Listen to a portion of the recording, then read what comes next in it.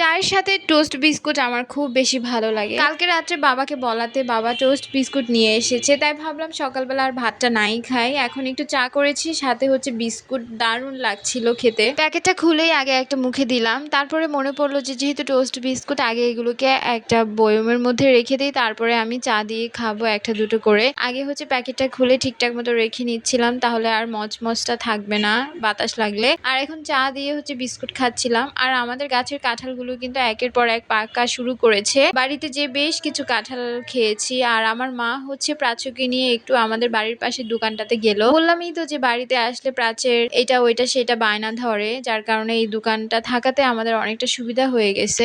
আর প্রাচ্যের দাদু দিদাকে বলার সাথে সাথে ওর সকল আবদার পূরণ করে দেয়। মানে এখন পর্যন্ত আমার দেখা সব থেকে ভালো সম্পর্কই হচ্ছে দাদু দিদার সম্পর্কটা। আমার মা তো ওকে সবসময় একদম মাথায় করে রাখে, আমি মারতে গেলেও আমাকে ধমকায়। আর এখন হচ্ছে প্রাচ্যকে নিয়ে আসবো, যেহেতু আমাদের বাড়ির পাশেই হচ্ছে রাস্তা, যার কারণে সবসময় গেটটা বন্ধই রাখা হয়, কারণ বাচ্চা কাচ্চা আছে, হুট করে চলে গেলে একটা দুর্ঘটনা ঘটেই যাবে। তারপরে মা অনেকগুলো চিপস নিয়ে আসছে যাতে বারবার না যাওয়া লাগে। আর প্রাচ্য এখানে দাঁড়িয়ে দাঁড়িয়ে গাড়ি দেখছিল, তাই ওকে টেনে নিয়ে আসলাম, কারণ হুট করে রাস্তায় চলে গেলেই ঝামেলা হয়ে যাবে।